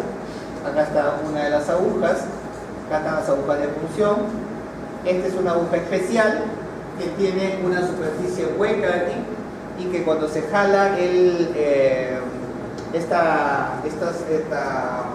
como los orificios de la tijera igualito, se tracciona, lo que hace que esto se quede abierto. Ingresa, llegas a la zona donde está el tumor, machucas el disparador machucas el disparador y esto de acá se cierra. Este es un tubo, esta es la canaleta, se cierra atrapando dentro de la canaleta, atrapas un pedacito de lo que es el tejido tumoral. Y con eso sencillamente, acá se ve, acá está la canaleta, acá se ve cuando está cerrada y cuando está abierta. Cuando está abierta llega el tumor se mete en toda esta zona y cuando cierra, captura un pedacito y eso es lo que se pone en formol y se manda a anatomía patológica. Esos son los estudios de biopsia. En general, todas las biopsias tienen el mismo esquema de, vamos a decir, de planteamiento de trabajo. Llegar al volumen tumoral con una aguja y extraer una muestra de tejido. En algunos casos es por aspiración. Les comento el caso de las biopsias óseas, que también es parte del tema, pero creo que en esta presentación no la tengo. La biopsia ósea, digamos que sea de cadera. No se va a entrar con una agujita como estas, no se puede. Se entra con una aguja que parece primero una especie como de clavo, con un dispositivo que lo que hace es horadar un poquito la superficie del hueso. Luego se entra con otro dispositivo que tiene una cánula hueca, que es así parecida a esta, se ingresa y se trata de atravesar el hueso y dentro se va metiendo, dentro de la canaleta, dentro del tubito, se va metiendo un pedacito del hueso. Esto se saca y luego se pone en el frasco con formol. Pero a veces se llega a la parte medular y en la parte medular, ¿qué se hace? Se aspira con jeringa y se saca tejido sanguíneo, sangre con tejido óseo que está dentro de lo que es el hueso comprometido. Entonces puedes hacer biopsia por aspiración y una biopsia clásica sencillamente con extracción de tejido mediante aguja con hueco, con canaleta. Estas son algunas de los elementos, estos son un poquito ya más grandes para cierto tipo de biopsias. Complicaciones neumotoras que puede ocurrir entre 10 al 60% de biopsias transtorácicas y o funciones abdominales. Y son de entre el 2 al 20% puede requerir un tubo pleural, o sea, la colocación de un drenaje. Hemorragias en un porcentaje bajo también, 6 a 12%, la mayoría no requieren tratamiento, se solucionan solas. Muy pocos casos requieren transfusión o embolización o cirugía y la mortalidad es del 0,01 a 0,10%. O sea, es ínfima la posibilidad de que el paciente se muera, pero puede estar complicado. Esto sí es interesante. Siembra tumoral en el trayecto de la biopsia. El porcentaje es mínimo, pero hay el riesgo de que tú lleves tejido tumoral de un lado hacia otro. Haces la primera punción, llegas al volumen tumoral y de pronto sencillamente haces la segunda, te vas un poquito a un lado, pero tú en vez de todas maneras han quedado células en la aguja y estás sembrando en otro lado. Te has llevado células malignas hacia otro puntito y estás sembrando otro tumorcito por ahí. Puede pasar, está descrito. Creo que con esta cierro. La biopsia hepática. La biopsia hepática es indicaciones para localizar, planear y ver la vascularización de la zona del hígado con contraindicaciones, coagulopatía, la no comparación del paciente, gran vascularización, porque eso se hace consideración. Gran vascularización con presencia de vasos colaterales, no necesariamente es una contraindicación definitiva. Las complicaciones son varias: peritonitis biliar, infartos hepáticos, neumotoras, abscesos, hemorragias, siembra también y punción del intestino. Casos especiales: los hemangiomas, la cirrosis, que se hacen por biopsia transtubular, la esteatosis, que es común y frecuente, y de repente no solamente yo que tengo esteatosis, sino también ustedes pueden tener esteatosis. ¿Saben lo que es la esteatosis? El famoso hígado graso, así que no sigan comiendo en la ferretería de la esquina, paco chorizos, no sé qué es lo que están comiendo. Quistes simples, hidatosis, hepatocarcinoma, entre otros casos especiales. Aquí se ve cómo se está haciendo la biopsia a nivel de lo que es el hígado. En esquema, aquí está. Estamos llegando. La transtubular es una biopsia en la cual se coloca en cola, o si no la tengo mejor la describo. Imagínense una aguja, esas huecas, de un calibre similar a la mitad de lo que sería una pajilla de sorbete, la mitad de eso, y que tiene una longitud aproximada de 35 centímetros, 35 centímetros, y en la última parte tiene una curva, así como una paletita. O sea que viene así el tubo y de pronto tiene una curva. ¿Qué se hace con esto? Se entra desde la vía yugular, estos son troncos supraórticos, perdón, se entra de la vía yugular hacia todo lo que es la vena yugular, cava superior, se atraviesa la aurícula, se pasa la vena cava inferior y se mete dentro de una de las venas suprahepáticas. O sea, ese tubito va a atravesar todo esto. Es un tubo rígido, estoy hablando de un tubo de metal. Es muy peligroso este tipo de biopsia. Solamente se hace en caso de que el paciente tenga algún tipo de problema y no se pueda acceder por vía percutánea. Entonces ingresa por aquí y la parte curva que les decía se mete dentro de alguna de las arterias suprahepáticas, y ahí se hace con el mismo dispositivo, se jala parte de lo que es tejido o también se aspira parte de la sangre que esté en esa zona. ¿Okay? Entonces es una biopsia muy compleja.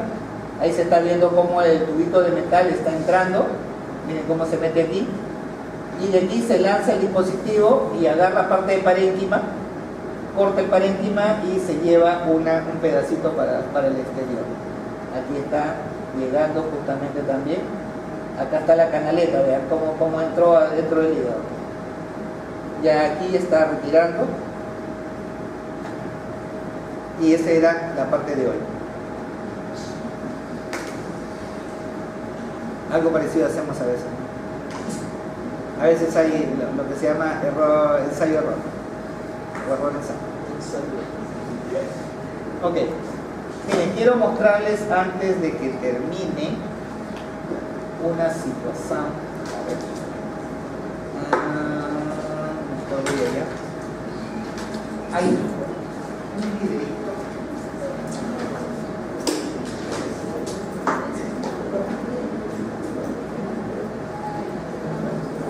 Acá está todo lo que vamos a desarrollar, miren. Quiero que veamos primero el de obstrucción de vías lacrimales porque es lo que ya hicimos, ¿ya? Creo que no duró.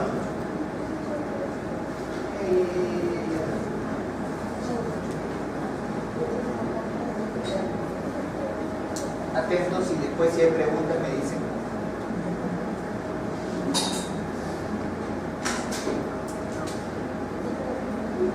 Bueno, está pirateado, ya vieron. Así que si quieren leer, pues no lo voy a leer.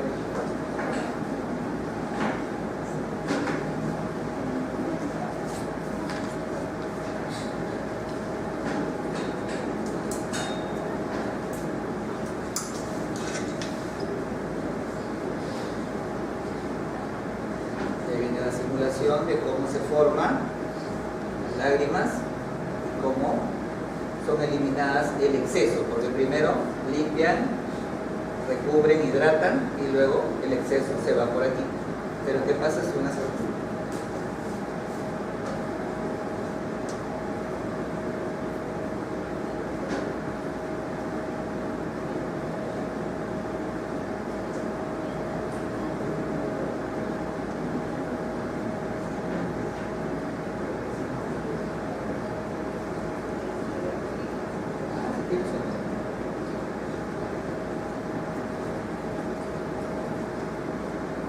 cómo se elimina?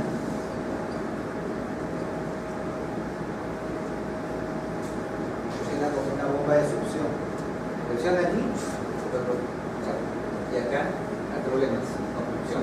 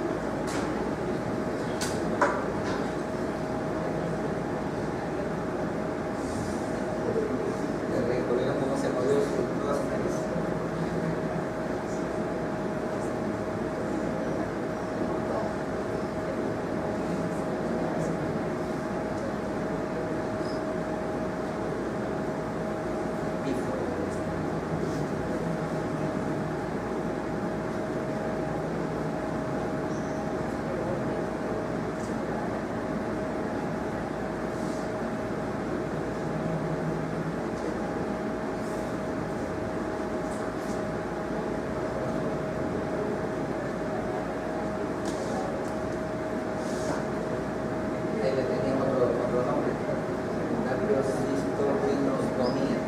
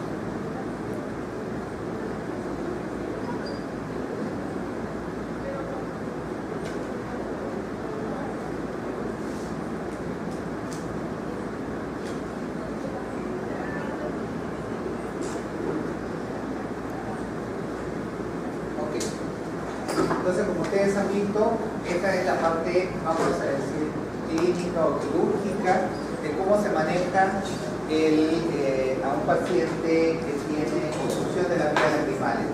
Han visto cómo se le coloca un nuevo catéter, o sea, y se le hace un nuevo conducto inclusive, pero, como les digo, la técnica intervencionística clásica lo que hacía era colocar dentro del mismo conducto lacrimal, sin necesidad de crear precisamente esa prótesis. A ver.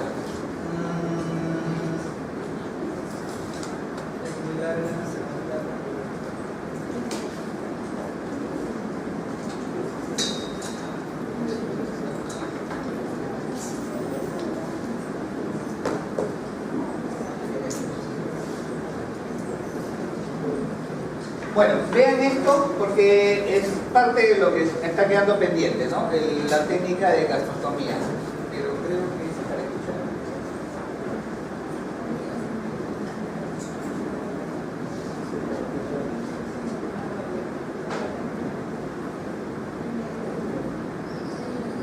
Bueno, estamos viendo algo que está viajando por el esófago.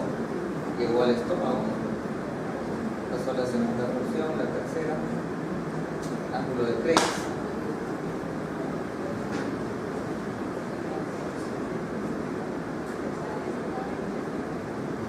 Cuando no se puede ingerir alimentos por diversas causas, se le puede dar una alimentación que se le llama PEG, que es un tubo específico de la gastrostomía. Para cáncer esofágico, cirugías mayores, inflamación del páncreas, radioterapia o problemas que estén bloqueando la zona esofágica normal. Entonces se le va a colocar un dispositivo que es una sonda que se va a anclar en el estómago y va a permitir la alimentación parenteral. Hay hasta dos técnicas. Esta es una de ellas. Se coloca por vía endoscópica y el endoscopio en la parte final tiene un poquito de luz que en lo que se refiere al servicio lo que se hace es apagar todas las luces y como el paciente ingresa por acá, por la piel se ve dónde está localizada la luz y sobre esa zona se hace una punción. Luego se mete una guía, un catéter por la boca que luego es atrapado con esto de aquí, se le atrapa y se le jala hacia afuera.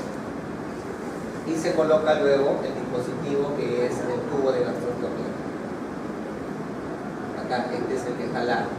El de jalaria también es en el cual sencillamente el tubo va de afuera hacia adentro por vía boca. Se mete el dispositivo, ingresa por el esófago, llega al estómago, se jala y se tracciona aquí, se dilata esa zona y tiene un sistema como un botón que no permite que salga y te permite una comunicación por el tubo interno, por el orificio interno hacia el exterior. Por acá se le administra la comida al paciente, afuera se le pone un sistema con un cinturoncito de seguridad también y con ello se le pone un apósito. Esa es la técnica de jalar. La otra técnica similar, pero ya también es de empujar. La otra es jalar y esta es empujar. Esta es más sencilla. Se ve la técnica que se ingresa con el catéter, se le infla un globo y el globo actúa como ancla y ya tienes un catéter que va dentro del estómago. Estos son los cuidados que tiene que tener el paciente. Creo que hay acá. ¿Para qué sirve? Vuelvo a recalcar, la gastrostomía sirve como procedimiento que permite la alimentación directa del paciente en caso de que tenga obstrucción a nivel de esófago, problemas en tráquea, laringe, garganta y que imposibiliten el tránsito normal de la comida por la vía digestiva. Entonces, lo que se hace es colocar directamente esta sonda de gastrostomía. Ya han visto las dos técnicas, una es de jalar y la otra es de empujar un dispositivo.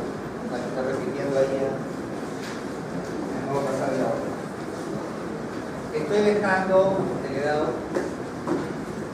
todo esto de acá, todo esto son las clases que tienen la técnica. ¿Alguna pregunta hasta aquí? ¿Tengo lista? Diga. Silencio, por favor. ¿Quiere escuchar la pregunta?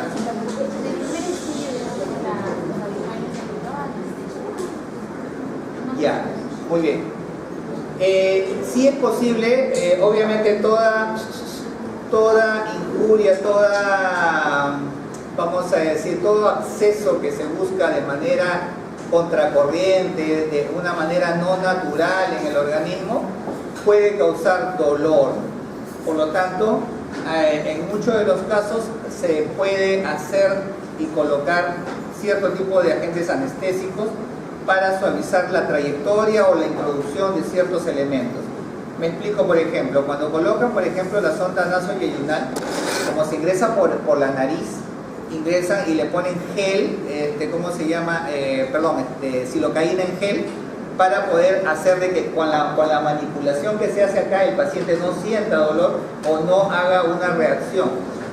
Otras veces también se le pone en toda la trayectoria, inclusive cuando el paciente le duele mucho, lo que se hace es, por la misma sonda, se le pasa agente anestésico, para que a nivel del estómago permita la flexibilización y que el intestino no sufra, porque como se le mete un catéter, una guía, entonces el paciente reacciona y puede haber también un reflejo vasovagal, el paciente se puede morir.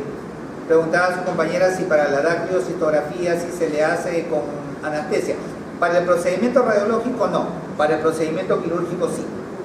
Para el procedimiento quirúrgico sí, porque van a manipular más tiempo y hasta cierto punto, bueno, pues lo usan con sedación.